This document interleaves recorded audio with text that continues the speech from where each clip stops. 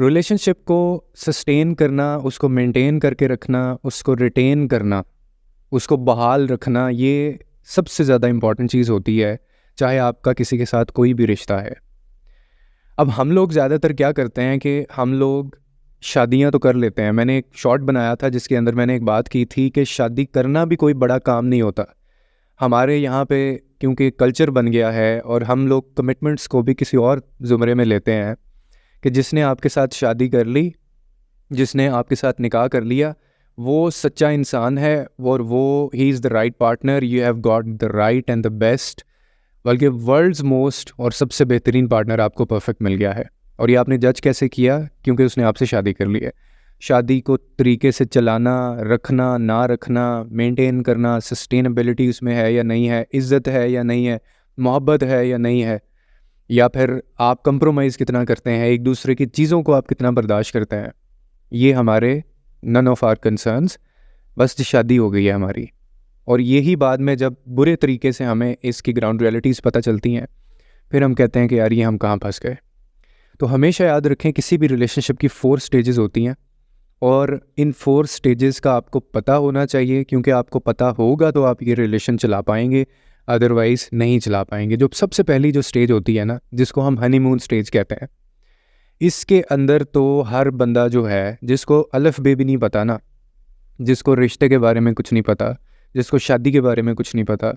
जिसको इज़्ज़त के बारे में कुछ नहीं पता, जिसको मोहब्बत के बारे में कुछ नहीं पता, ये वो बंदा भी चला लेगा, क्योंकि ये ऑटो चलता है। फर्स्ट स्टेज होती है by default auto, picky and pretty वाली ये सिचुएशन होती है।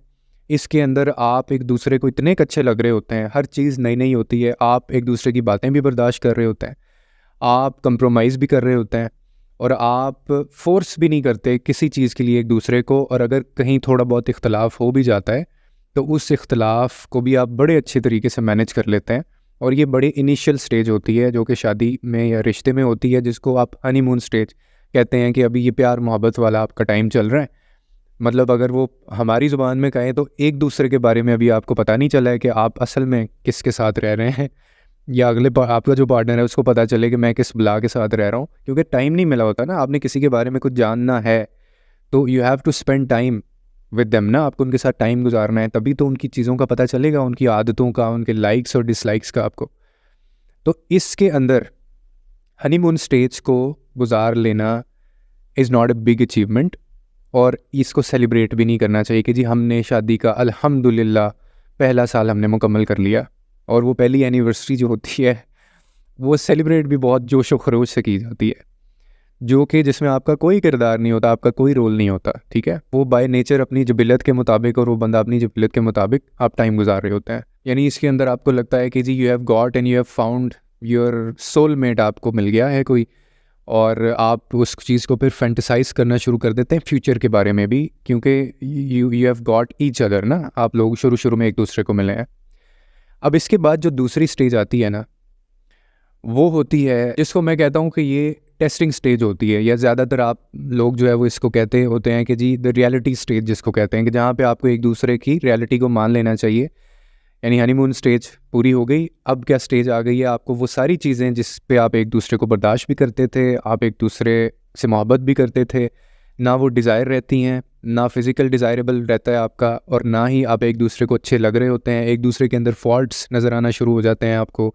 फिर आपको रियलिटी किक्स इन, और रियलिटी बीच में आती है, और आपको कोई एक आधी ऐसी आदत या कोई ऐसी बात आपको पता चलती है पार्टनर के बारे में जिसके ऊपर आप टॉलरेट नहीं कर रहे होते, ठीक है। और ये सारी बाकी चीज़ें फेड अवे होना शुरू हो जाती हैं लाइफ में। इसका ये मतलब नहीं होता कि you guys no longer love each other. आप एक दूसरे को मोहब्बत करते हैं तभी तो साथ होते हैं, लेकिन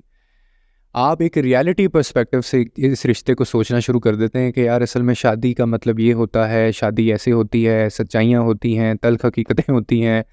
और हम एक रोज़ हम लोग ना ये चीज़ें कर सकते हैं, और आप लोगों को एक दूसरे को बर्दाश्त करना मुश्किल हो जाता है। इस स्टेज के अंदर आपको इस तरह से आपके टेंट्रम्स और आपके इस तरह से मूड स्विंग्स आना शुरू हो जाते हैं। अब इसके बाद जो तीसरी स्टेज आती है, जो कि किसी भी रिलेशन के अंदर सबसे ज़्यादा डिफ़िकल्ट मैं समझता हूँ कि ये होती है द गिव इन और गिव अप स्टेज, इसको कहते हैं।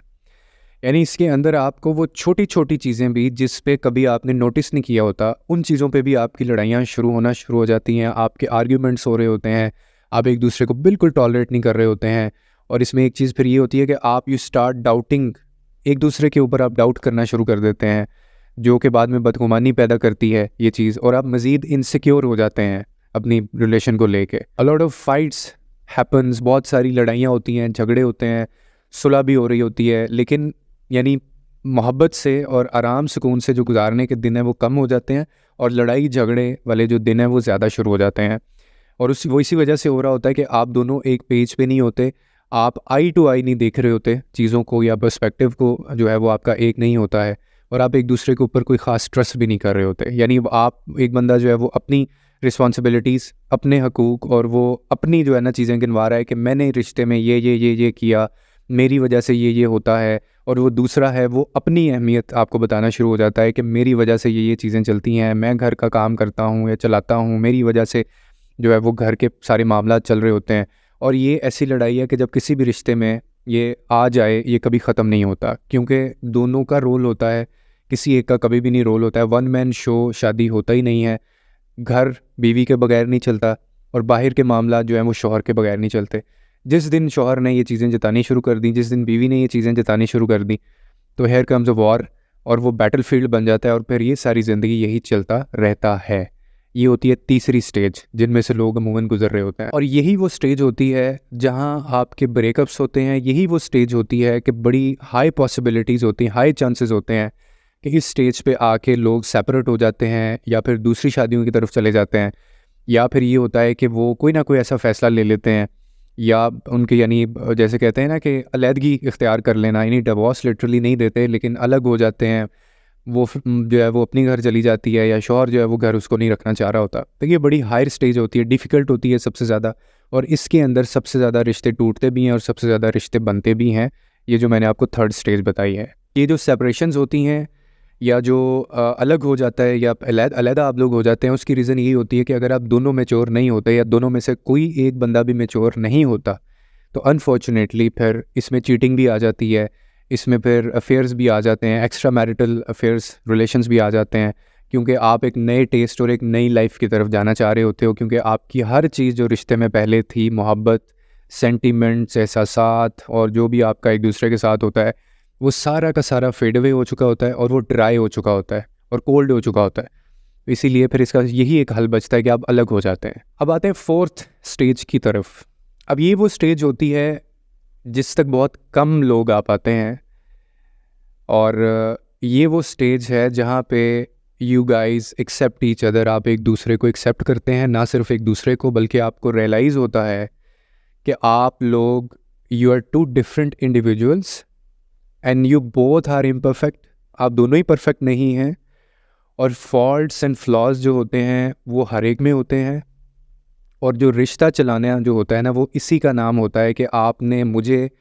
मेरी गलतियों समेत कबूल करना है, और मैंने आपको आपकी गलतियों समेत कबूल करना है, ना कि मैंने आपको परफेक्ट करने के चक्कर में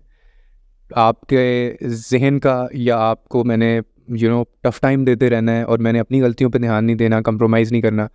और आपने मेरी गलतियों पे ध्यान देते रहना है, और मुझे परफेक्ट बनाने के चक्कर में आपने लगे रहना है। ठीक है, ये इसीलिए दैट्स वाई इस स्टेज को कहा गया है कि ये विनिंग स्टेज होती है। यानी इस स्टेज तक पहले तो आते ही वो लोग हैं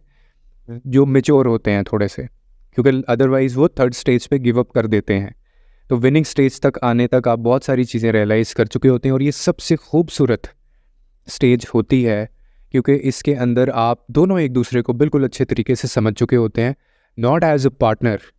बट एज इंडिविजुअल्स। यही वो स्टेज होती है जिसके अंदर आप चूज़ करते हैं रिलेशनशिप को over your feelings and your sentiments. यानी आप अपनी फीलिंग्स की बेस पे नहीं रिश्ता निभा रहे होते, आप अपने एहसासात की बेस पे रिश्ता नहीं निभा रहे होते। You choose relationship over emotions, यानी आपने अपने इमोशंस को खुद को डिक्टेट नहीं करने दिया। तो ये बहुत खूबसूरत स्टेज होती है, और जो लोग इस स्टेज तक आ जाते हैं फिर ये लॉन्ग लास्टिंग होता है, क्योंकि उसके बाद गिले शिकवे ख़त्म हो जाते हैं, और फिर आप एक दूसरे को कहीं पे आप उसको मार्जिन देंगे, कहीं पे वो आपको मार्जिन देगा, और ये चीज़ चलती रहती है, और आप दोनों ही एक दूसरे की क्वालिटीज़ को, फ्लॉज़ को, गलतियों को, डाउट्स को उसी तरह से एक्सेप्ट करके, मान कर एक दूसरे के साथ रह के आप चलते हैं। लेकिन ये स्टेज तक बहुत कम लोग आ पाते हैं, क्योंकि अ लॉट ऑफ मैरिजेस जो है they happen at the honeymoon stages, वो हनीमून स्टेज के ऊपर होती हैं, जो कि बाय डिफ़ॉल्ट ऑटो चलता है, उसमें उनका कोई किरदार नहीं होता। उसके बाद क्या होता है, द रियलिटी किक्स इन, और वो जो टेस्टिंग स्टेज होती है, अव्वल तो बहुत सारे लोग उसी के ऊपर डाइवोर्स ले लेते हैं या वो गिव अप कर देते हैं, लेकिन वो जो चला लेते हैं उस स्टेज से आगे आ जाते हैं। फिर आता है गिव अप करना या गिव इन करना। उधर से जो लोग गुजर आते हैं फिर वो चौथी स्टेज पे आते हैं, और चौथी स्टेज मैंने आपको बताया वो वही लोग आ पाते हैं जो मेच्योर होते हैं थोड़े से, जो एक दूसरे की गलतियों को समझ चुके होते हैं। उम्मीद करता हूँ कि आपको ये 4 जो मैंने स्टेजेस बताई हैं इनसे कोई ना कोई पर्सपेक्टिव आपको मिला होगा, कोई ना कोई आपको अंडरस्टैंडिंग मिली होगी। अगर वीडियो अच्छी लगी हो तो इसको शेयर करें, सब्सक्राइब लाइक ज़रूर करें, और मज़ीद इस तरह की वीडियोस देखने के लिए आप देखते रहें उमर तारी टॉक्स, और लोगों के लिए आसानियाँ पैदा करें। रब आपके लिए आसानियाँ पैदा करेगा।